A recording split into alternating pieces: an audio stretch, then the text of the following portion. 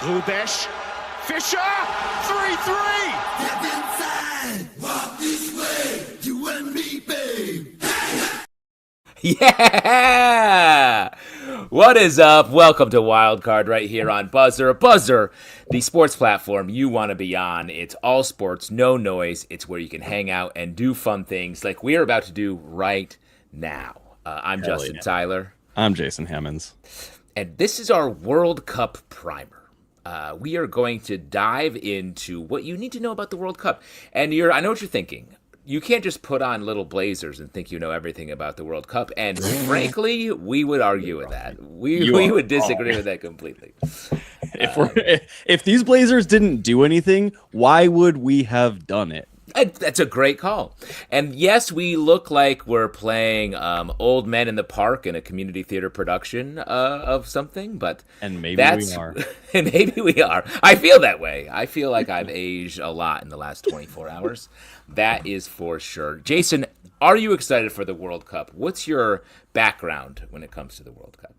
You want to know something, Justin? My background on the World Cup is that I don't know if I've ever watched a lick of it. Ever? Wow.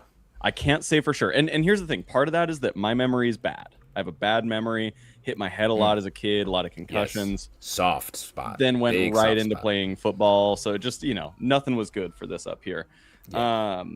But then the other part of it is that, soccer was never my sport outside of playing, goalie semi-functionally as a child.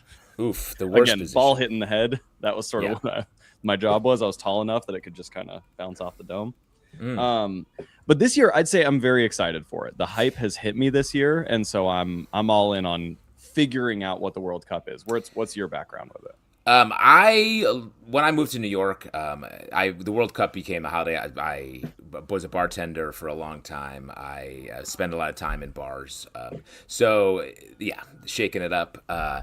So that's like the World Cup is the best bar holiday, especially when it's in a faraway place because the games are on at weird times. So you end up, you're in any city and you're walking past a bar at like 9 a.m. There's a crowd of people screaming at the TV. I was like, this is fun, this is exciting. And so I always get swept up in it every year. So that's why I'm excited to talk about it here because it's an especially complicated World Cup this year. It feels like it. This is the thing, is I found it impenetrable, which I think is part of, what the function of this will be, is if anyone out there is like me and being like, I don't know what any of this is and how to figure it out. Hopefully this can be an example and I can be sort of the avatar of that person within this context. Yes, the way of water. You're going to be the way of water when it comes to this. The Last Airbender. Strong answer. We cover a lot of ground here on our show, Wildcard, where we make reference to cartoons a lot when we're also talking about sports. Still almost exclusively. Yeah. Well, let's get into some facts. This episode is meant to be like if you are coming in cold or know someone who's coming in cold and want to get just enough to like hang in a conversation about the World Cup. And honestly, because it is so complicated, we need a little bit of guidance to know what sort of just set the table. So that's what we're here to do. And in New York right now, it is 100 degrees, and I regret this blazer. I'm going to become a blaze. I felt exactly the same when I started. I'm here in sunshiny Los Angeles, and I've got a single pane window staring me in the face right now with the sun beating down on it. So that's like single pane, brother. Yeah, you got to make a change. Believe me, this house is built in 1948. I've been dying to change these windows out for a while, so maybe that's on the radar soon. Really good. Double that pain up. Let's get into it. Let's talk about this World Cup is different. They've expanded the number of teams. It's up to 48 teams. So that's 48 countries. That is a lot. That's 104 matches, 1,248 players. So it's a massive upswing. That is, I think, 16 more teams added from the normal, the previous World Cup. So it's a lot. That's crazy. And I think this is a little bit of speculation. It's going to have like a twofold effect. A lot more people invested, watching the world over, have their teams to root for. But it means that there's probably going to be a lot of games where it's like, oh, this team has never been in the World Cup before, so maybe they're not going to do as well. Could lead to a little bit more Cinderella action where we get a team coming out of nowhere and really showing up. But I think that's the main. That a lot of people are speculating that these first rounds are going to be pretty predictable when it comes to who's going to win, who's going to lose. I was recording If I Was a Betting Man, hosted by your brother John Tyler, as well as Vinny Buono, and they were talking about that a little bit. They did a silly choice with a roulette wheel, and it proved John over pretty bad on his bets because they were all basically in order of best team to worst team, so it kept like just hitting the other half of the roulette on, like, online. Anyway. But they were talking about like, most of these early matches, it's just going to be like the usual suspects kind of creaming through the competition for a while. Yes. And the United States plays today against Paraguay, which should be at 9:00 Eastern. So that's the first U.S. match if you want to check that out. The very first World Cup going back in history was in 1930, won by Uruguay. One of the Guays, the two Guays we just talked about. The other Guay. Are they twins? Yes, fraternal. Okay, that makes sense. So they're not matchy, but they're close. Like they can still sense when the other one is like hungry, sure, or turkey. Turkey. Yep, good. Look at us. We're real international freaks. So if you were to ask me, or if you were to just tell me outside of this context, be like, oh yeah, the World Cup actually it's newer than baseball. No chance on earth I would have believed you. Like that it dates back to the 30s. That's crazy. It is pretty crazy. Well, I feel like there just wasn't. It just wasn't a sport that was organized. I feel like maybe playing soccer has been around for longer than baseball. But the actual cup, where it was like, let's bring this together, let's get everyone over in one place at one time to decide who's the best. Yeah, very fun. The games was stopped, suspended during World War II, and then back after that. I guess that makes sense. They were busy doing other stuff around then. Yeah, they were playing soccer in the trenches of Germany. Yeah, they had a lot of exhibition games. All those trenches were dug through a lot of the soccer fields, so it's hard to. But just a little bit of history. What's also good about this is I'm talking about history and also lying. So this is a great primer on like truths and also absolute false. You know, from what I know about FIFA, very apropos. Yeah. Truly. We will touch the politics part in the Wildcard After Dark show that will, I believe, is taping never. In this World Cup, the oldest player is Scotland's Craig Gordon, who is he's the second oldest player ever. And you're like wondering how old is he? He's like 43. So it's not he's not a real Methuselah. I was really hoping I'd find like some gray-haired, catcher's mitt-faced kind of guy, just like bones in strange places. Kick me the ball! He screams. Yeah. He's allowed to have a walker, Yeah, he's the one guy there, and he will use it. Yeah. It's part of his uniform. Right. Ronaldo, very famous. It's he's his still sixth, playing. Still playing. He said this is his last. This is his 6th World Cup. No trophy. No trophy for him. That's crazy. Ronaldo's him being a name that I know very well, and I know his face very well, and being like, does he have a trophy? Not a chance. Not a chance. Very popular. I mean, he certainly has other trophies from other things, like a Pinewood Derby. Probably he won back in his Cub Scout days. Big in the BSA, man. He huge. He went all the way to Eagle Scout. He actually found. I remember his project. This is like the only thing I know about him is that there was like a local park that I think it had pebbles or something like that. So in the summer it was just crazy hot. Kids were getting burnt all over the place. He replaced them with wood chips for his Eagle Scout project. So wow, big community service. Really good, yeah. And then he started playing soccer right after that. Yeah. Can you tell I grew up in Utah? The amount of the fact that you're dropping BSA, Eagle Scout, and very specific badge work is really showing. And our numbers, the Boy Scouts are logging on and joining the show. They're stoked about this. They love as well as the proprietary offshoot Boy Scouts that the Mormon Church invented after they couldn't agree on a couple of things. Did you know that happened? I did. I was never made it to Boy Scout, but I was a Cub Scout, and so I learned all about all of that. Did you get all the way up to Webelow? That's where I quit. I didn't walk across the bridge. My mom was a den mother. It was a wild time. Whoa, me too. Back to the World Cup. The youngest player ever is playing in this World Cup, and that is Gilberto Mora from Mexico. He's 17 years old. Wait, so we have the oldest and the youngest? Second In the oldest same year. is Craig Gordon ever, so it's very close. What are the chances those two play each other though? I think low, but unless they both really go far. But we're going to talk about like sort of predictions in a little bit about who's going to go where or predicted to be. Our Team USA. I'm assuming you're rooting for the country you're currently don't living put that in. on me. No, Yeah, I'll probably do that just so I don't seem like a fair weather fan. That's really good. Like everyone wearing a Knicks shirt right now. The Team USA, our best run was in 2002. We made it to the quarterfinals, finished in 8th place. The most recent World Cup, we came in 14th. It's not the sport. The U.S. dominates in most sports, especially the ones that we exclusively play, like football. Goddamn right we do. But the soccer always eluded us, and this year people are pretty down on Team USA. So exciting. The host country is always a little bit of a tricky position, even though there are weirdly 3 host countries this time. Canada, us, USA, and Mexico. 16 cities. Continent. 16 cities. Okay, yes. do you have them all off the dome? I do not. I do not. I'm gonna guess them all off the dome. I'm gonna guess 16 cities really quick. Mexico City, Toronto, Vancouver. Oh gosh, what's the Montreal? You can't even name 16 cities. New York, L.A., Chicago, Dallas, Miami. Miami might be tough. Minneapolis. Yeah, you're a little bit falling off the track here. Let's see. Cabo. Now that's where you want to be playing. San Francisco and Kansas City. Kansas City, that's one. There we go. Okay. I will would love name it if them. that was the first one. Yeah, go ahead.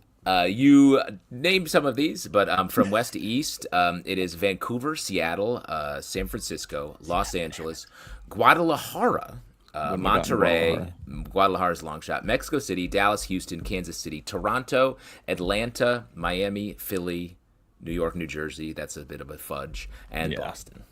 So we're talking the Meadowlands or something. We're talking the Meadowlands. Yeah.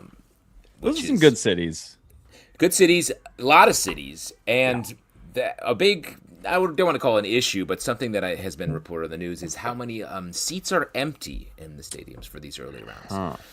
Which, I mean, I know everyone's treating it like it's a big problem, but I think it's pretty expected. Like, these are very, mismatches when it comes to teams, so it's not like everyone's going. Do you know what the most common result of a soccer game, what the score is? 0-1. That is correct. It's about a fifth of all matches. The final score is 1-0. Most goals ever in a World Cup match, and you want to guess on this one? Most goals ever. I'd love to guess on this one. Most goals ever in a World Cup match. I'm gonna guess it was a crazy mismatch, and one team just was running the field. Hungary versus El Salvador, 1982. Okay, and absolutely, I know which one of those would be way Really better good. than the other. Let's say 12. Very close. It was 10-1, so 11 goals scored, off by 1. When it comes to penalties, of course, red card. You get red carded and you can't play in the next game. So it's unlike other sports. There's you really have to. You don't get in the NBA Finals, for instance. It's an accumulation of flagrant fouls before you're ejected or forced to miss a game. Here, it's a lot easier. One misstep, and you can really, if you let your emotions take over, you can throw your team into trouble, especially if you're a star. Only 2 players ever have gotten more than 1 red card. Cameroon's Rigobert Song, and this one was very famous, France's Zidane. You remember this when he headbutted an Italian player in the middle of the game? Whoa, no, I don't. If you haven't seen that clip, look it up. It's very crazy. Is it? I mean, are we talking? It's like a full contact. Just he didn't miss. He nailed it. He reels back and headbutts him right in the chest. Headbutt, which The is chest. yeah. Also, remember soccer players. This is a generalization. A little weird when it comes to they don't really use their hands. Yeah, that's true. So they're used to it's like feet, head. Two soccer players getting in a fight kind of looks like 2 giraffes getting in a fight. You ever heard about how giraffes fight? Yeah, they just bash necks, right? Yeah. They rip around each other. Yeah. Yeah, they're like the foosball soccer players. They're just standing there bopping into each other. Brazil has won the World Cup the most out of any country, 5 times. 5 World Cups for Brazil. Wow, they're the. I was almost going to say the Patriots, but the Patriots actually have more rings than that, so I guess they're more like the Niners of. But just think how much harder it is to win that many World Cups. It's crazy. So like they're like the dynasty in World Cup. So that's a little history, but let's talk about this World Cup because this is the exciting one. Yes. Do you mind if I ask you 2 just dumb guy questions, but yes, as a transition? Number 1 dumb guy question. Mm-hmm. So the World Cup, these games that are happening now this week or whatever, this is the start of the FIFA season. There's no other FIFA stuff that happens outside of World Cup. It's the FIFA World Cup. So yes, it's there's not like a regular season that these guys are like playing a part of as these teams. They're all like, I assume, are they like professional players for other teams in their country kind of thing? That's correct. So like for instance, Manchester City has the most players on different teams, but the players are spread across 12 of their national teams in 3 continents: Algeria, Belgium, Croatia, Egypt, England, France, Ghana, Netherlands, Norway, Portugal, Spain, and Uzbekistan. Okay. So that's. But yeah, FIFA These are like Premier Leagues that are then exactly players that are then coming into their. Okay, cool. Just making sure I knew that. I figured, but I want to make sure. And so, like, yeah, I don't think FIFA runs it's not like there's a season like we would have like an NFL or something like that, or MLS even. Yeah, the season is more. Yeah, it's much more of a wider. They are in charge of soccer operations for a lot of things, I think. But this is the big event every 4 years. Got it. That makes sense. There's like some. It's sort of like a parallel with what they call them, the FAA or whatever, the people that run like Formula One as well as all like Le Mans and all those other racing organizations, that they're kind of like that, but then this is sort of the big, whatever. Yeah, exactly. We know what we're talking about. My other dumb guy question is who are the stars on the U.S. team? Like just for this sort of American context here. Do we have any like big stars that we love right now on our team? I mean, we do. They're very much internal stars, so it's not like these aren't names that you have heard a ton of. I don't think, because I don't know how much you follow MLS, but a lot of the big names there are brought in from other places. Right. Like Messi plays on the Miami team. Sure. These aren't household names, at least not yet. But I don't know if you remember the women's the Olympic team. All of those players became the names we talked about. I remember. I see. I'm a big Angel City fan. Worst team in the PWSL, or not quite the worst, but one of them. So I'm keeping up with all those girls. And wow, okay. The tickets are cheap. They're $15. Yeah, no, and that's fun. That's a fun. Yeah. Live sport, soccer, hockey, great sports to see live. Dude, I just looked up tickets. So just I'm in LA, right? The World Cup. There's plenty of events happening here. The U.S. versus Paraguay game today it would cost me $1,700 to even sniff a seat there. And as far as any other game between any other, like New Zealand versus Iran, $307. That to me, that's why the seats are empty. Yeah. Well, I mean, it's people from all over the world though coming here. Sure. So it's like it's not just like your usual contest between whatever, like a regular season game for any other league. Like this is, and I think because the every 4-year nature of it, people really, it has such buildup. Right.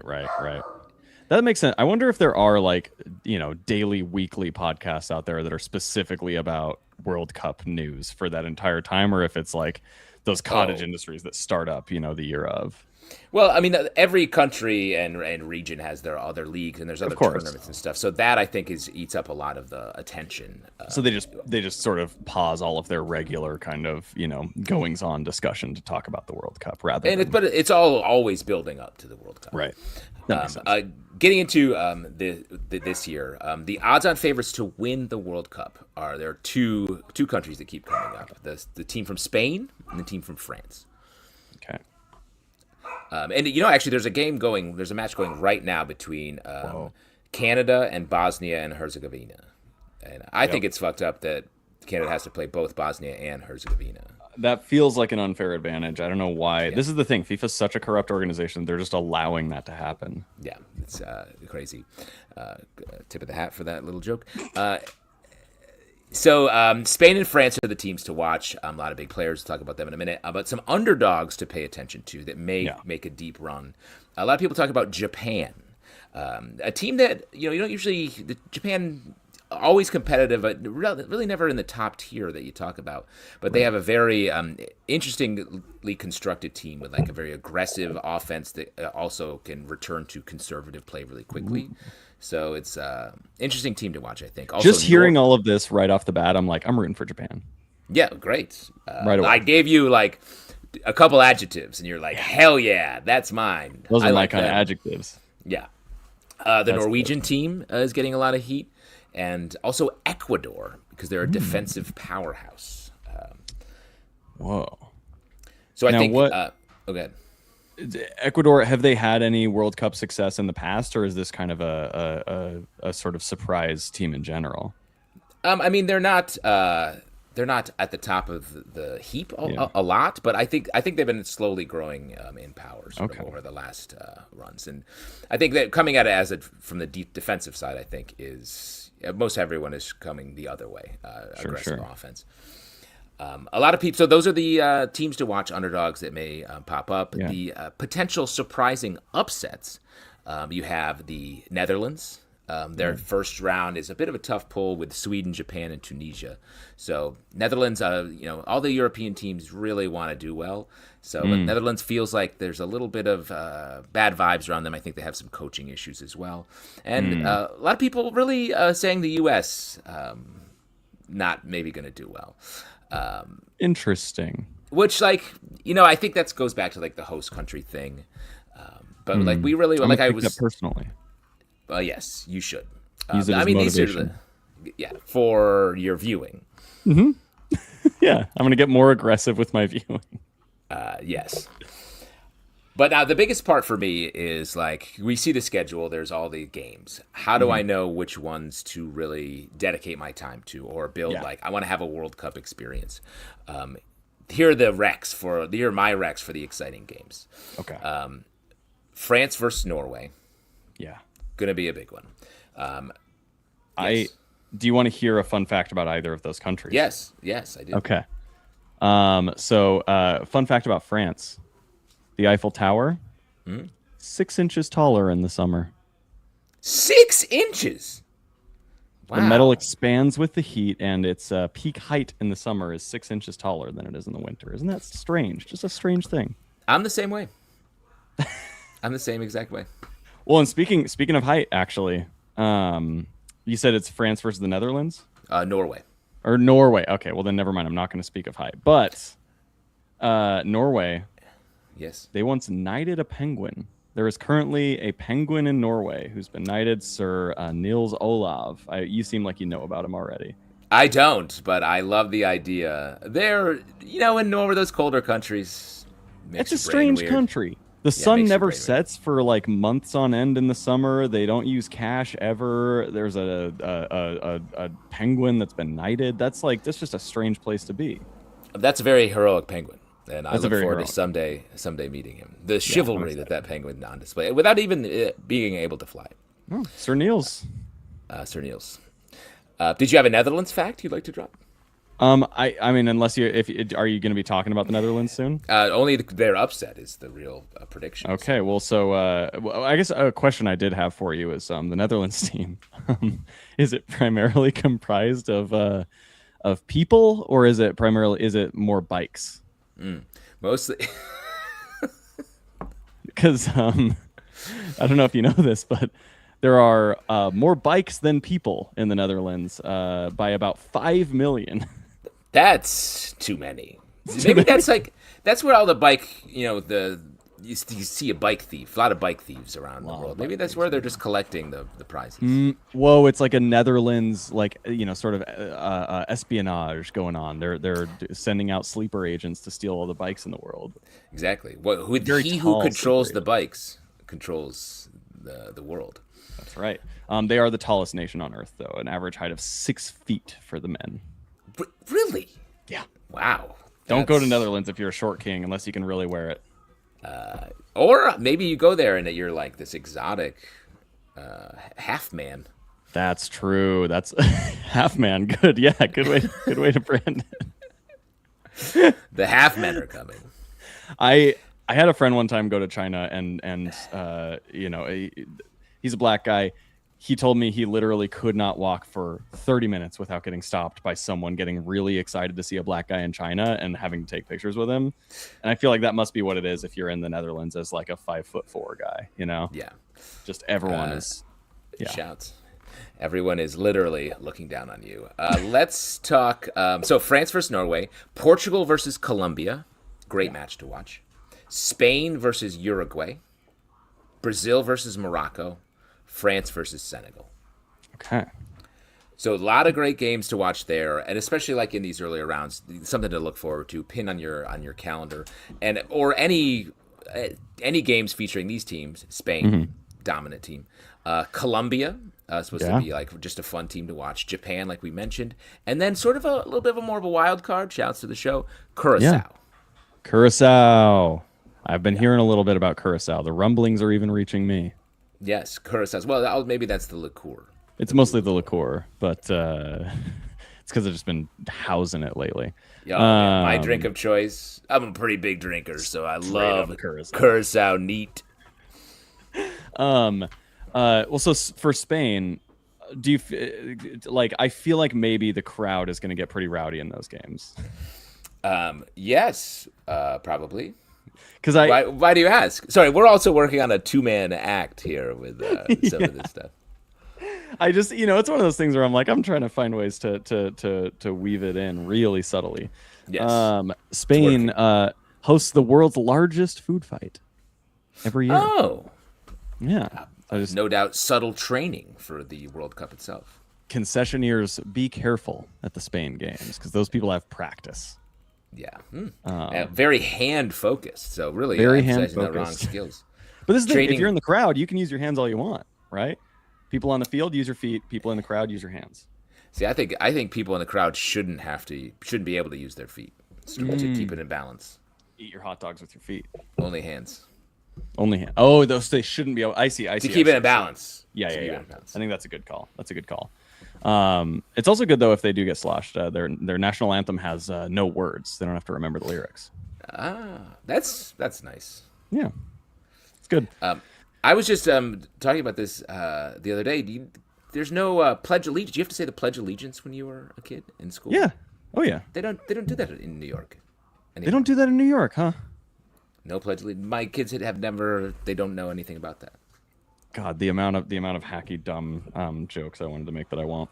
That's interesting. And it tells you something about where our values are. Things have changed. Things have changed. Last thing in the primer to talk about, and then pepper in some facts as well. The standout players to watch. We've got, like I said, the two countries, Spain, France. You got Mbappe from France and Lamine Yamal from Spain. So lots to watch there. Also, Messi from Argentina, who won in 2022. So they're the current champs. Wow. Okay. No, people love to see a champ meet their demise. And like I don't think it's not like because it's 4 years apart. It's not like they're defending the title by any means. But sure, they've been walking around with that. They've been walking around with that sort of confidence for the last 4 years, and that's a long time to see Messi just being like, just very proud. Also living in Miami. Yeah, tough in the club. Pitbull, Mr. Worldwide. He's just every single time he sees him, he's making sure to remind him. He's rubbing it into Pitbull? Yeah, well, because Pitbull's Mr. Worldwide, but he's like, I'm Mr. World Cup.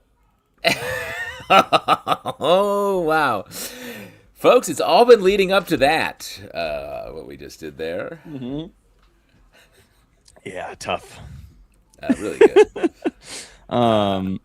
Hey, did you know this is a little fun fact I'll pepper in right now for fun? Yeah, pepper. That's all pepper now. Just a handful of pepper. Oh, really? Oh, okay. Yeah. We're just done. This is just the time where we give you the fun facts. Yeah. It's like notes, cliff notes at the end notes, I guess. Yeah. If you want like something to like enrich your World Cup watching experience and sort of explain a little bit, if you're rooting for, say, let's say Japan, you're rooting for Japan and you want to be like, I'm a real head. I actually know what goes on there. Christmas tradition in Japan, big popular thing in across the nation. Eating a KFC bucket of chicken for Christmas. Really? It's a big Christmas tradition there, apparently. Wow, they're celebrating America.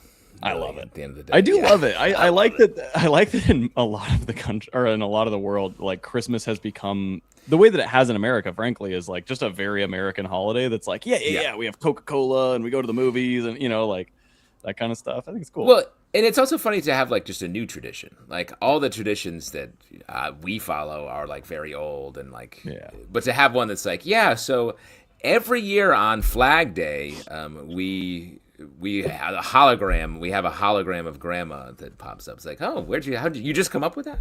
It takes audacity to come up with a tradition. 100%. And to have, I wonder how soon they had the confidence to be like, this is a tradition versus they were just like, oh, that's a thing my friend does. Yeah. Like I just have a weird friend who goes to KFC on Christmas every year. That's where it starts. The literal trendsetter. Exactly. Yeah. And it's just a person who can't break a habit. Also in Japan, the number 4, deeply unlucky. Oh yeah, deeply unlucky number. Many buildings in Japan will not include a 4th floor. It's like they're 13. 4th floor. Wow. Yeah. It's the number in Japan. Apparently, it's pronounced like shi, something like that, and it sounds very very similar to the word for death. So they don't like hearing the number 4 thrown around a lot. Wow. Yikes. Okay. Tough. Yeah. Last little Japan fun fact here, and then we'll get out of Japan, is that they have many islands ruled entirely by cats and rabbits. Ruled? Like the government tries to get in there, and they just simply can't. So much conflict in the world. When are we going to go after these cat islands? And it's like, what are they doing in there? We don't know. I don't know.